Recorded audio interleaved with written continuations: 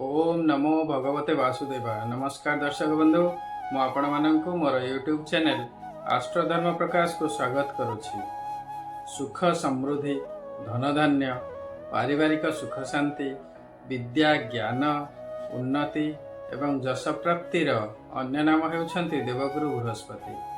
गत मे मास 15 तारिख ठारू बृहस्पति अतिचारी अवस्था चलन करुछन्ति।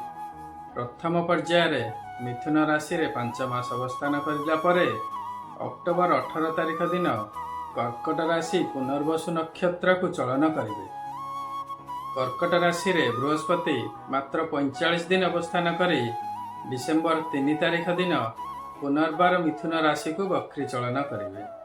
प्रथमतः कर्कट राशि रे बृहस्पति उच्च अटंती, तेणु बहुत शुभ फल प्रदान करिवे। द्वितीय पुनर्वसु नक्षत्र रे चलन करुछन्ति। पुनर्वसुर अर्थ हेउछि पुनर्बार हेबा बा रिस्टोरेशन हेबा बा पुनर्जन्म नेबा।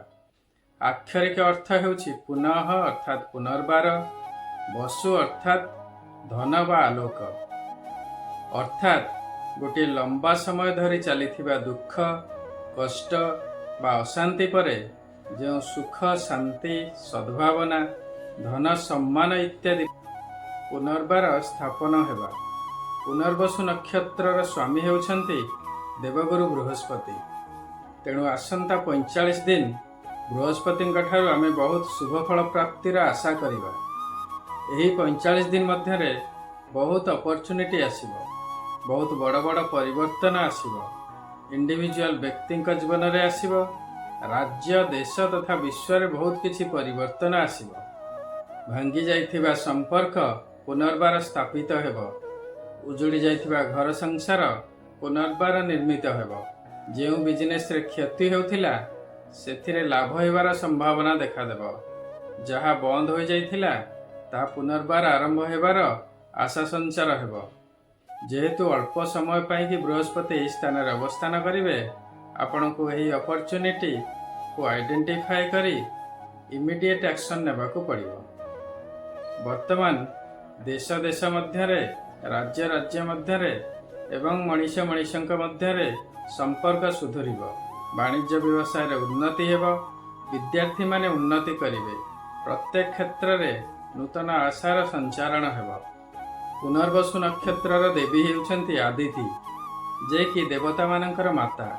से रिप्रेजेंट करंती रिन्यूअल बाउंडलेस बा इनफाइनाइट अपॉर्चुनिटी रो। तेणु समस्त राशि व्यक्ति विशेष वर्तमान 45 दिन माता आदितींकर पूजा करंतु, शुभ निश्चय हेबो। जदि आपणकर किछि निर्दिष्ट समस्या थाए एवं एहार ज्योतिष शास्त्र सम्मत एनालिसिस करने को चाहूथांती, तेबे वीडियो रे दिया जाइथिबा नंबर रे जोगाजोग करंतु। वर्तमान पर्यंत जदि मो चैनल को आपण सब्सक्राइब करिनांती तेबे सब्सक्राइब निश्चय करंतु। आसंतु जानिबा बृहस्पतिंकर एही राशि परिवर्तन मीन राशि व्यक्ति मानक उपरे कौन प्रभाव पकाइबो। गत 5 मास हेबो देवगुरु बृहस्पति मीन राशि चतुर्थ स्थान रे अवस्थान करुछन्ति। चतुर्थ बृहस्पति अशुभ अटंती। एहा सहित शनि मध्य मीन राशि रे अवस्थान करुछन्ति। चतुर्थ बृहस्पति जोगु मानसिक दुश्चिंता बढ़े एवं शत्रु वृद्धि हुअन्ति। जन्म शनि मध्य अशुभ अटंती। स्वास्थ्य हानि, रोग, शरीर पीड़ा, अर्थनाश, मतिभ्रम, मनस्ताप इत्यादि होइଥାଏ। तेणु सबु दृष्टि देखिले मीन राशि वर्तमान एते भल समय नाही।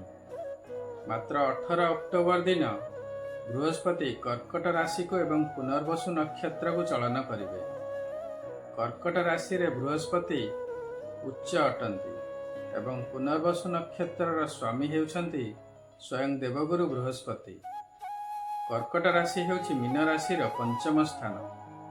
पंचम बृहस्पति अत्यंत शुभ फल प्रदान करती। आसंता 45 दिन मीन राशि समस्त व्यक्ति मानकर दुख कष्ट रे एक विराम लागिबो।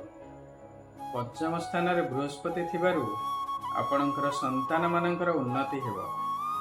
जदि संतान प्राप्ति ପାଇଁ चेष्टा करुथांती तेबे संतान प्राप्तिर जोग मध्य अछि।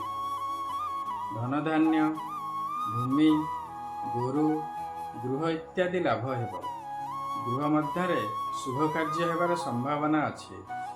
विद्यार्थी माने विद्या शिक्षा क्षेत्र में उत्तम प्रदर्शन करेंगे। उच्च शिक्षा प्राप्तिर मध्य संभावना देखादेव। प्रेम संपर्क में सुधार आसिब। बृहस्पतिंकर प्रथम दृष्टि आपणकर नवम स्थान को रहुछि। नवम स्थान भाग्यर स्थान। आपणकर भाग्य उन्नति हेब। धर्म कर्म प्रति आकर्षित हेबे।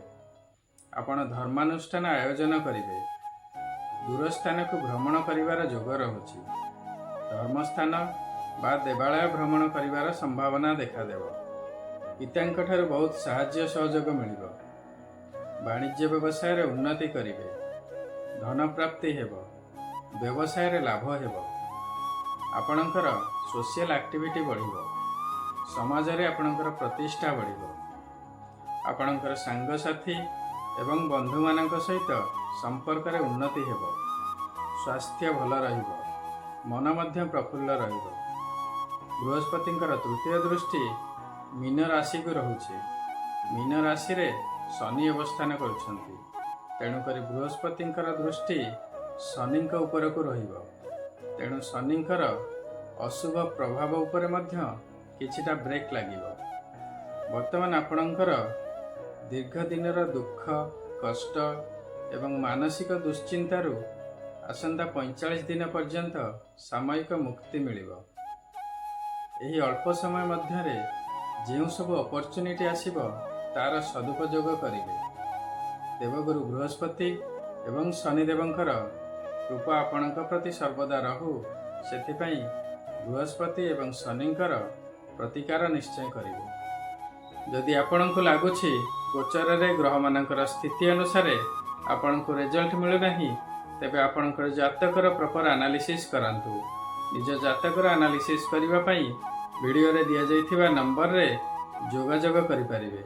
शनिदेवंकर कृपा प्राप्ति पई प्रत्येक दिन शनिंकर बीज मंत्र ओम सम शनिश्चराय नमः जप करंतु। प्रत्येक शनिवार शनि मंदिर जांतु एवं शनिदेवंकर पूजा अर्चना करंतु। राशि तेल रे दीपटिए दान करंतु। काऊ एवं गुला कुकुर मानंकु प्रत्येक दिन किछि किछि खाइबा को दियंतु। दरिद्र श्रमजीवी एवं सफाई कर्मचारी मानंकु खाद्य कला वस्त्र कंबल छता इत्यादि दान करंतु। प्रत्येक दिन हनुमान चालीसा पाठ करंतु। शनिदेवंकर कृपा प्राप्ति निश्चय हेब। बृहस्पतिंकर कृपा प्राप्ति पई प्रत्येक दिन ओम सह गुरवे नमः जप करंतु। यदि आपण गुरु दीक्षा नैछंती तेबे गुरु मंत्र जप करंतु। निज इष्ट देवता एवं इष्ट देवींकर प्रत्येक दिन श्रद्धापूर्वक पूजा अर्चना करंतु। प्रत्येक दिन ओम नमः शिवाय जप करंतु एवं प्रत्येक सोमवार शिव मंदिर जाई शिवंकर पूजा अर्चना करंतु। निजर कुल पुरोहित एवं ब्राह्मणों सहित संपर्क भल रखंतु। पितामातांकर सेवा करंतु। देवगुरु बृहस्पतिंकर कृपा प्राप्ति निश्चय हेब। आशा करुछि वीडियोटी आपनको निश्चय भल लागिथिबो। जदि भल लागिछि वीडियो को लाइक करंतु एवं शेयर करंतु। वर्तमान पर्यंत जदि मो चैनल को आपण सब्सक्राइब करि नाहंती तेबे सब्सक्राइब निश्चय करंतु। आपणकर मतामत कमेंट सेक्शन में निश्चय देवे। सर्वे भवन्तु सुखिनः, सर्वे सन्तु निरामया, सर्वे भद्राणि पश्यन्तु, मा कश्चित् दुःखभाग् भवेत्। ओम नमः शिवाय। नमस्कार।